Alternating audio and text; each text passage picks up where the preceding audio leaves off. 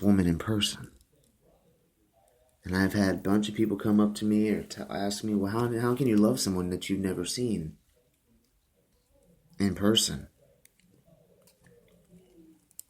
Trust me, you can. If you talk to a person long enough, and that person is very appealing to you physically and can relate to you, trust me, it's very easy. It's very easy to get lost in people these days. And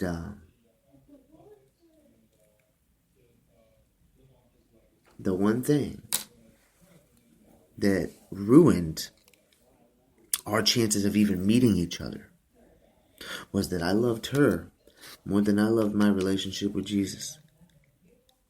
And when you love your partner more than you love God, that relationship is going to fail. And you're going to be so heartbroken that you will not even understand what's going on until you open your eyes. Like I really did the past couple days. And I hate to put it as an example, but my father is a very negative person. I live with my father. Not my heavenly father, my earthly father. And it does rub off. But I've gotten to the point to where I've realized that the past mistakes that he has made with being addicted to marijuana. He's now not alcoholic anymore, thank God for that. But he used to drink all the time. He used to party all the time.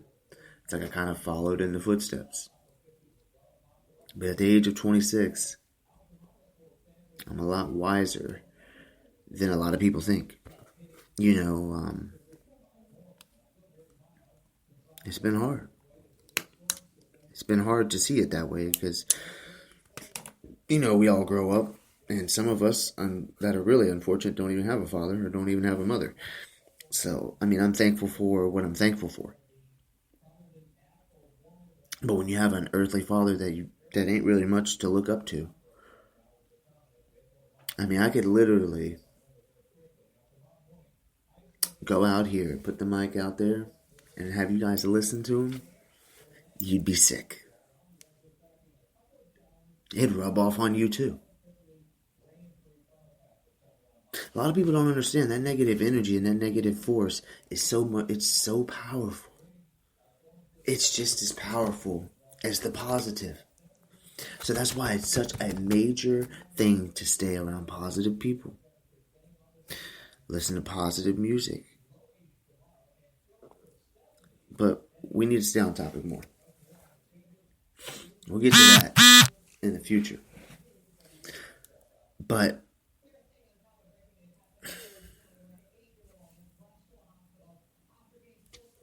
the walk with God has not been easy. I have backslidden, and we talked about backsliding yesterday. And I think that's kind of what triggered me yesterday. Especially after playing basketball, coming home, and just hearing my dad. And, I'm a party animal. But now I can say I was. Because at this point last night, I realized that if I continue to go down the path that I'm going, which is down the path of destruction, path down my own flesh pleasures, I'm more than likely going to end up kind of just like my dad. Negative. Bitter. So when you see someone negative, especially that's close in your life, don't be surprised if that's God showing you could end up like that. Do you want to end up like the negative person that's in your life that you care about so dearly? Or you barely see? You might not think that you'll turn out that way, but the rhythm of habit. Because I believe in a sense these negative people have let in the negative energy so much that they approve of it.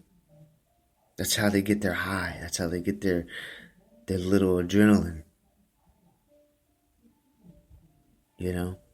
Because my dad will tell me every day, "Oh man, you don't have a job. You don't have nothing." That's the energy.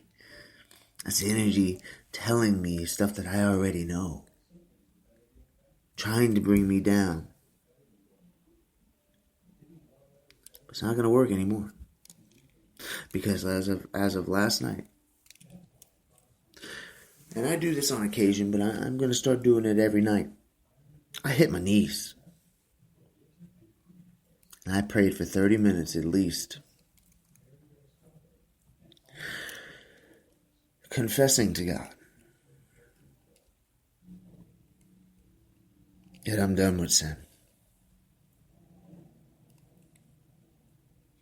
I'm done with it because I'm done. I'm tired of being miserable. My past has left me distraught. I have lost jobs because of addictions and the lack of staying on time. I lost someone very dearly to me. That we had plans to meet. We had plans for a future. But because of my addictions and because of my love for her over God. And now don't get me wrong, we would read the Bible. And this is more like in the middle of our relationship, and this is more kind of at the end. But by that time, trust and the chemistry was already broken. It was already broken.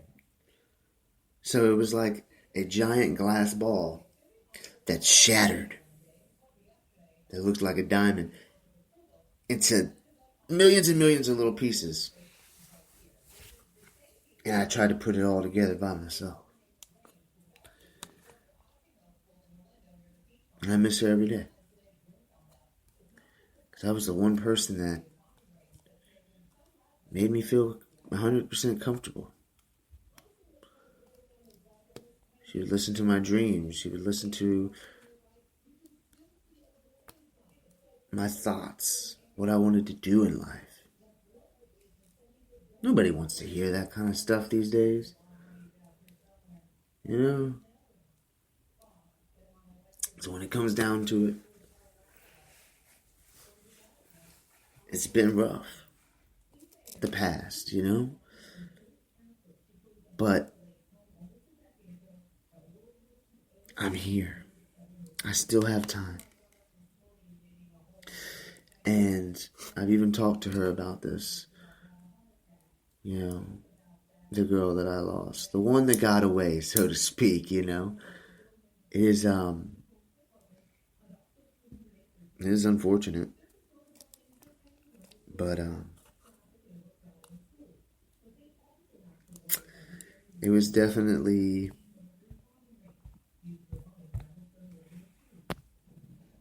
something that I needed to express to her, because as soon as I was praying last night, you know, coming down to the end of the prayer, I started praying about her deeply. And it's up to me to be able to tell her, which I'm going to talk to her later tonight, hopefully. Well, I've kind of put it in a long message and made it as much as I possibly could, but it was up to God. Basically told me that I needed to tell her that I messed up. And I've told her I'm sorry, this and that, plenty of times. And, you know, she had, keyword HAD, had her issues as well in our relationship. And we both kind of messed up. But I really messed up trying to fix it, you know, too late. And at that time, she was done. Found someone else. But I've told her that, you know, it's up to me to save you, kind of. At least that's what I felt. You know? So it's up to me to be able to tell you that, and to be okay with whatever the future has in store. I know that I won't be with her necessarily, and I've gotten better at understanding that because I've been getting a lot closer to God. Thank you to this network and being able to share this and being able to be in the Word, be in this book that I've been reading, The Faithful Christian. And as much as it sounds weird, being almost at rock bottom. I can't say that I'm not. I can't say that I'm at rock bottom because I'm not homeless. I'm not. I got a family that does love me, and they have just a little bit amount of money every month to be able to get food on the table. And I've done little jobs here and there, and I've helped them out when I had a steady job. Probably could have helped them out more if I want to be completely honest, but I didn't. I was just stuck in my sin. I wanted to spend the money that I earned going out partying, and it's one reason why we are in the situation that we are, because I could have helped out more, and I could have got more promotions. I could have done a lot better job, believe it or not. I could have done a lot better job at the job at Target that I had. But because I got comfortable and because I got content, and there were times and it was a little too late, where I stopped kind of drinking, stopped kind of smoking, slowed everything down and got into working out. But by then it was too late. Then we move. And then it's just so many things happened to where I lost the job. Being late, forgetting to write down a shift. It's disappointing because I really did enjoy working there, but at the end of the day, I had to take responsibility that I messed up.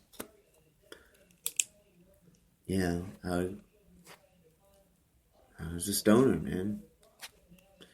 Alcoholic. Didn't necessarily have to drink every night, but just about. They call that a social alcoholic.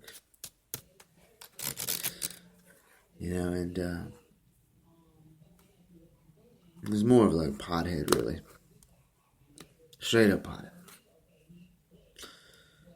And it is something it's hard. It's hard, and of course it's easy for me not to smoke now. I'm broke.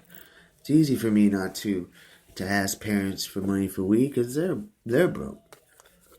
But one thing that's going to help me is it's not only just God. It's myself being self-disciplined to know that look where it's all gotten me. Look at all this partying. Look at all this smoking. Look at all this drinking. Look at all this looking at pornography. Look at all this, looking at girls. And even we're in my past, session 1, which we're going to end it very soon. I think I've said enough for session 1. I want to get kind of into the present me. But I have looked at people that are in relationships, and I have looked at the girl and thought about having sex with her. It's that deep, It's really that deep. That's how bad I was. That I would already commit adultery, really, in my mind. I would already see it. Now, luckily, I haven't made any actions to where that's happened, and I've actually got into, really pushing the envelope and having sex with someone that's already in a relationship. I'm glad that did not happen. But they say when you do it in your mind already, it's already been done. So it's just as bad. So that's something I definitely still need to work on. But I'm a lot better now because I understand that that's not godly. That's not the way it's supposed to be done. And I will get better. I will get better because there's no way but up from here. As of today, it's been a pretty good day. Everything is great. because I renewed my relationship. Not just renewed my relationship, but basically renewing my dedication